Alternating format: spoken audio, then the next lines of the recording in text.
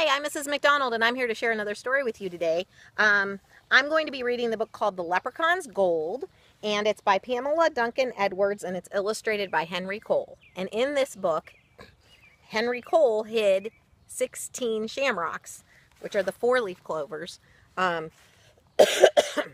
you to find. And I thought that would be kind of fun too, but I'm not going to look for them and show them to you. Maybe one or two of them, but I want you to be able to look for them if you get this at the library, okay? So anyhow, here we go. Oh, and if you see dogs in the background, that's because I have dogs, and they run around. So they're kind of funny. So here we go. The Leprechauns Gold. Look at that picture. There's old Pat. It says, long ago, before even your great-great-grandfather was born, there lived in a small village in Ireland a man known to all as Old Pat. Old Pat was a harpist, and a good one at that. Many a wedding was made merrier by Old Pat's harp. In the same village dwelled young Tom. Tom had learned his own harp playing from Pat's teaching, but now Tom thought himself a better harpist than Old Pat. He was much given to boasting and bragging and charging the villagers great amounts of silver for his skills. Old Pat was humble and willing to play his music for free for those he knew had not the means to pay. Foolish old man, scoffed young Tom. What use is a gift if not to make you rich? Old Pat replied, I am rich in friends, and that is enough. It is to be supposed that life would have continued along its way for Old Pat and young Tom had they not seen the announcement. By order of the king, Harping Contest, to choose the finest harpist in Ireland at the royal palace. All may enter. To be known as the best harpist in Ireland would be an honor indeed, said Old Pat. Don't waste your time, old man, sneered Tom. It's a young man like myself they'll be wanting. But Pat shook his head and gathered his few meager possessions for the journey. Aha, thought young Tom.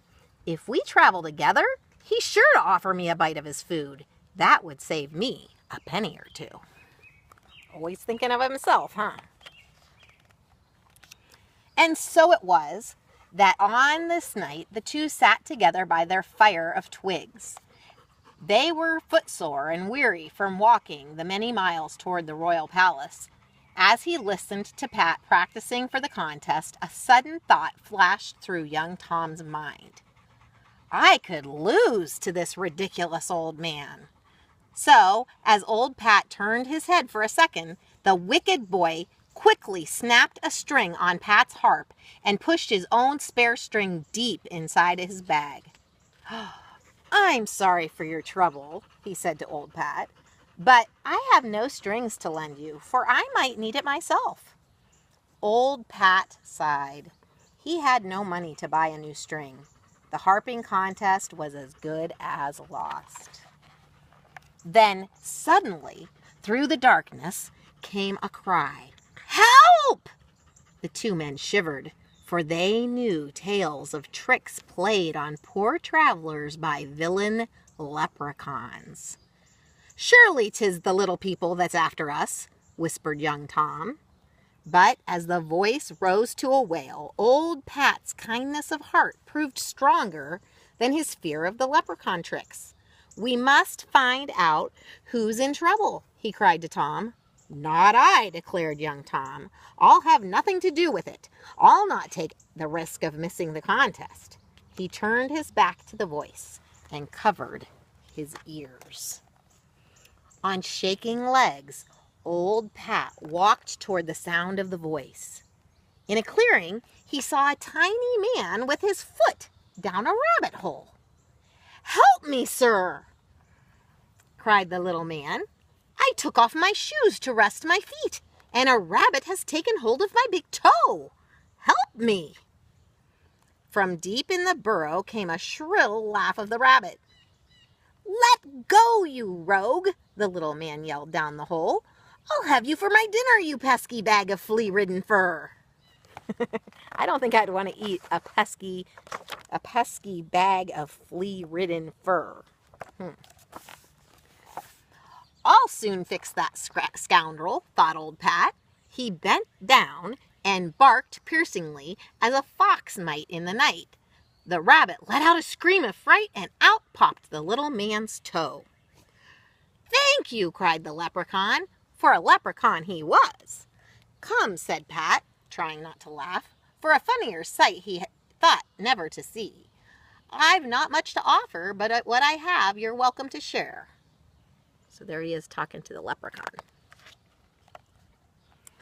Old Pat led the leprechaun back to the fire. "I see your fellow traveler has up and gone," said the leprechaun. "A brave fellow indeed he proved to be, but I thank you kindly for your help. I'd like to repay you." "I'll be needing no payment," answered old Pat. He picked up his harp and began to play a soft tune to soothe the little man. "You play well," said the leprechaun, "but I'm thinking your harp is not in a good way." "I have a broken string," answered old Pat sadly. "I'm on my way to the Harping Contest at the Royal Palace, but I'll not win now. I have no money to buy a new string." "Ah!"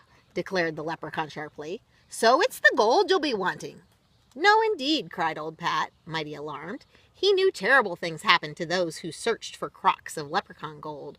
"Ah, but yes, I think it's so," answered the leprechaun firmly.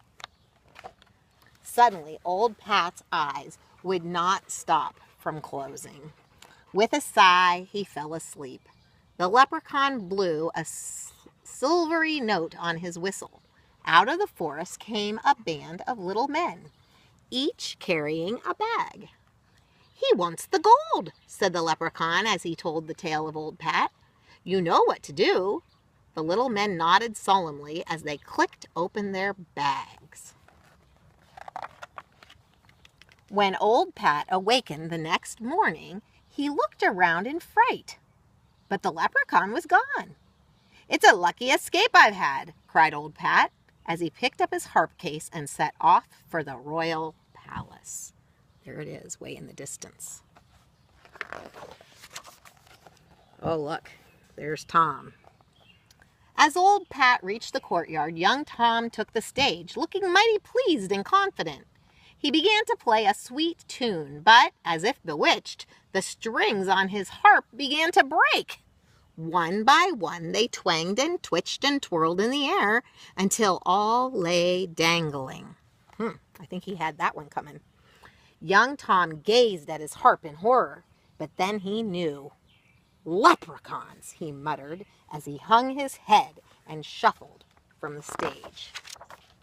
Now it was old Pat's turn. With sadness in his heart, the old man reached for his harp. Then his eyes widened, for there inside his bag lay a glittering golden harp. "The Leprechauns Gold," gasped old Pat. He lifted the golden harp and began to play. He played the merriest music ever heard, so wonderful that the wind itself stopped to listen. A wild tune it was, which filled the people's hearts with joy and their lips with laughter. As the magic seized their feet, the people began to dance. Soon the courtyard was filled with a dancing, singing, laughing crowd. The other harpists knew now that this was Pat's day and danced along with the people. Even young Tom, who had learned a hard lesson, found generosity growing in his heart. Well, there you go. Some nice music put some generosity in his heart. Where is he? Oh, there he is. There's Tom. See him? He's even going to have to enjoy the music. When the final note faded away, the king rose from his throne and beckoned to Pat. "Old man," said the king, "the prize is yours. Never have I heard such music. From now on you will play always for me and my people. You are awarded the title Royal Harpist of Ireland." From the nearby forest came the tinkling sound of a little leprechaun laughing. See there? And that's the end. That's the end of that book. I enjoyed it, though. I think that's a good story. Yeah, I didn't like that Tom. I'm glad he's changing with that good music. I'm going to look at one page. Let's see, and see if I can find a four-leaf clover. Let's see. That's a dark page. I want to get a light page. Oh, here. Here's one.